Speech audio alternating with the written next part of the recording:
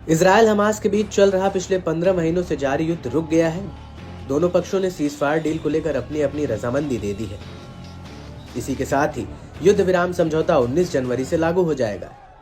यहाँ ये जानना बेहद जरूरी है कि ये युद्ध का अंत नहीं है, बल्कि कुछ शर्तों के साथ और कुछ समय तक के लिए ही ये युद्ध विराम है। गाजा युद्ध के दौरान करीब 46,000 से ज्यादा निर्दोष लोगों की जान गई। युद्ध में आम लोगों का जीवन तबाह कर दिया। बताते चले कि इस युद्ध की शुरुआत हमास लड़ाकों की ओर से किए गए बीते 7 अक्टूबर साल 2023 के हमले से हुई, जब इजरायल पर अचानक से 3,000 से ज्यादा एक के बाद एक हमास के हवाई हमले होने लगे। सिर्फ हवाई ही नहीं, बल्कि बॉर्डर पार कर हमास लड़ाके इजरायली सरजमी पर आ धमके। हमास के हमलों से इजरायल में दहशत का माहौल देखने को मिला। ऐसा दावा है कि इजरायल ने अपने सपने में भी इस तरह के हमले का अंदाजा कभी नहीं लगाया था।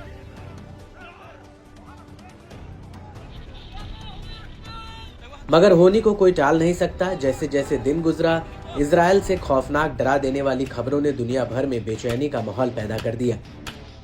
हमास ने सैकड़ों की संख्या में इजरायली लोगों को मारा, बड़ी संख्या में इजरायलियों को बंधक बनाकर अपने साथ गाजा ले गए। हमास लड़ाकों ने जमकर तबाही मचाई और इजरायल को गहरे जख्म दे दिए। हालांकि हमास के हमलों से तमतमाए और बौखलाए इजरायल ने भी बिना देरी किए हालात को काबू करने की कोशिश की। इजरायल ने महज 24 घंटे के भीतर ही हमास के खिलाफ अपना ऑपरेशन शुरू किया और प्रतिशोध की आग में जल रहे इजरायल ने एक एक कर गाजा में हमास के ठिकानों को तबाह करना शुरू कर दिया।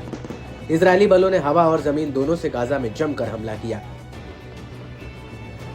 इस दौरान इजरायली बलों ने कई कमांडरों को मार गिराने का भी दावा किया। इजरायली सेना ने हमास के सुरंगों को भी ढूंढकर बारूदों से उड़ाना शुरू किया। इजरायल के आक्रामक तेवर देखकर यह माना जा रहा था कि वो हमास का जल्द ही सफाया कर अपना बदला पूरा कर लेगा। मगर हमास ने भी पर्दे के पीछे से ईरान का समर्थन लेते हुए तगड़ी टक्कर दी। हमास को लेबनान के हिजबुल्लाह और यमन के हुती विद्रोहियों का भी पूरा साथ मिलता दिखा। इससे इजरायल कई मोर्चे पर जंग में फंस गया। दावा है कि ईरान के प्रॉक्सी गुटों ने इजरायल का ध्यान हमास से भटकाने के लिए लगातार अपने हमले तेज किए। इस बीच सबसे ज्यादा नुकसान गाजा के आम लोगों को हुआ। जंग ने हजारों बेगुनाहों की जान ले ली। हजारों लोग बेघर हो गए, कई बच्चे अनाथ हो गए, कई महिलाओं का सुहाग उजड़ गया, किसी का घर तबाह हो गया तो किसी की पूरी दुनिया। इस लड़ाई में सैकड़ों बस्तियां उजड़ गई, कई इमारतें खंडहर में तब्दील हो गई।